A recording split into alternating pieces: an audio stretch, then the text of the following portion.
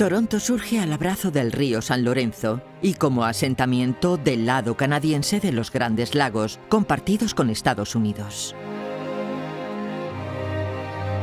El río San Lorenzo es la vía de comunicación marítima o de acuática más grande del mundo, y el conjunto de los grandes lagos americanos canadienses, que la divisoria entre ambos países suele pasar por la mitad de cada uno de estos lagos, por la línea media, es un poco la razón de ser de todo el Canadá del lado este, ¿no? O sea, los grandes lagos desaguan hacia el Atlántico y la otra vertiente, a partir de las rocosas, es lo que desagua hacia el Pacífico y es lo que da origen al río Columbia y al otro gran río, el río de la Paz, que van por allí. Y son como dos mundos distintos que había que conectar por ferrocarril. Y está situada en la orilla del lago Ontario. La ubicación geográfica de Toronto le hizo sufrir los ataques estadounidenses, lo que acabó por hacerle perder su condición de capital del país. Toronto era especialmente problemático porque no solo era la línea de comunicación y la línea de suministro de agua, sino también era la frontera con Estados Unidos. Y para entender Canadá hay que acordarse de que en los 1870 y tantos, 76 si no recuerdo mal, estuvo en guerra con Estados Unidos. O sea, Estados Unidos en un momento dado intentó invadir Canadá. Y los canadienses se pusieron de acuerdo con los británicos, aunque habían sido su antigua colonia, seguían teniendo importantes lazos, y repelieron a los americanos. Había que tener mucho cuidado porque un lago tiene tal cantidad de puntos que defenderlo es muy difícil si hay otra invasión americana. Y entonces eso motivó que se llevasen la capital de Canadá, se la llevasen a otro sitio alejado del río, que es en Ottawa. En Ottawa hay otro río que es afluente del río San Lorenzo, el río Ottawa, y allí es donde colocaron una ciudad que iba a ser la capital. Pero había que ligarla con Toronto por un lado y con Montreal y con Quebec por el otro. Y eso fue motivo de una importantísima cantidad de obras de construcción de canales en los siglos a finales del XIX, principios del XX, que enseguida fueron superados por el ferrocarril, que entonces ya estaba en marcha, y se quedaron obsoletos, pero la estrategia militar de defensa del país fue la que motivó que Ottawa no estuviera en el río San Lorenzo.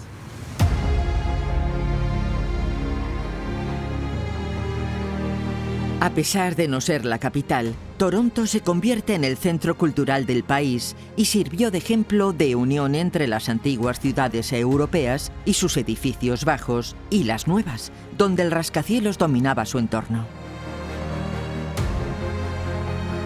Toronto se convierte en centro de todas las innovaciones que hubo en Canadá. Toronto es la ciudad, desde el punto de vista innovador, más potente de Canadá.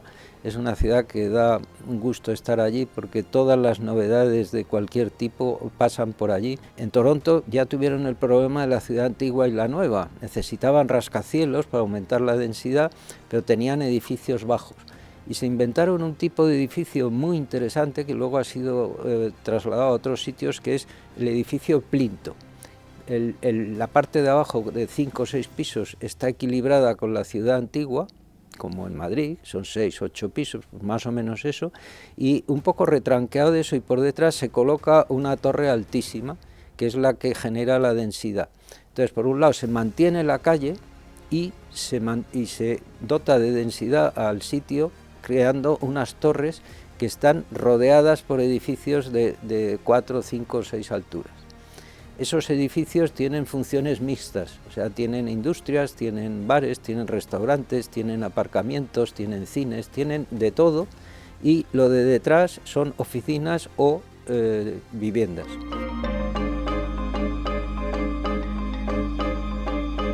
Toronto se convierte en un escaparate mundial de sinergias interraciales y calidad de vida.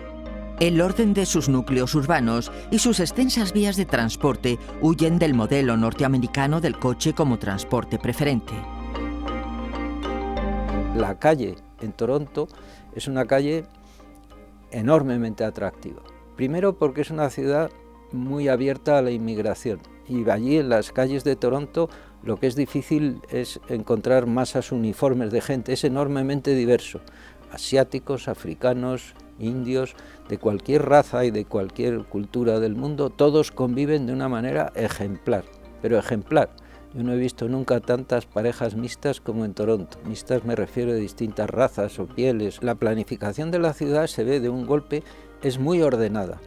Nace desde el lago y se convierte en una cosa ordenada de calles perpendiculares y paralelas a la orilla, muy bien ordenada, con un transporte público muy bien gestionado, donde se mezclan los metros, se mezclan los tranvías y se mezclan los autobuses, de manera que teóricamente es posible hacer una vida sin coche con bastante holgura. Las cataratas del Niágara son muy famosas en Estados Unidos, pero el sitio bueno de verlas es Canadá, porque en Estados Unidos, o sea, el agua viene de Estados Unidos y fluye hacia Canadá, con lo cual desde Estados Unidos para ver las cataratas hay que mirar como de perfil, ¿no? Y se ve siempre sesgado. En cambio, desde Canadá se ven enfrente y hay una serie de miradores y de sitios donde es insuperable frente a los Estados Unidos. La presencia española en Toronto comenzó hace siglos y continúa hoy en día. Obras de ACS como el puente Gordie Howe demuestran la importante influencia de España en el territorio. Y allí hay un artilugio que tiene que ver con los españoles, como mencionabas, que es un funicular que inventó el gran ingeniero de caminos español Leonardo Torres Quevedo, que es una cabina colgada de cables que cruza el río, una telecabina, y que fue el primer vehículo de esas características importante que hubo en el mundo y que se copió luego en muchísimos otros sitios, ¿no? Hemos desarrollado un poco más hacia el extremo del lago Ontario una obra fundamental, que es así, que es un puente sobre el San Lorenzo que une Estados Unidos con Canadá, que es uno de los mayores puentes colgantes. Allí había un puente antiguo que fue récord del mundo en su día. Al lado hemos construido un puente colgante que se ha inaugurado, se ha abierto hace muy poco, que se llama el Gordie Howe.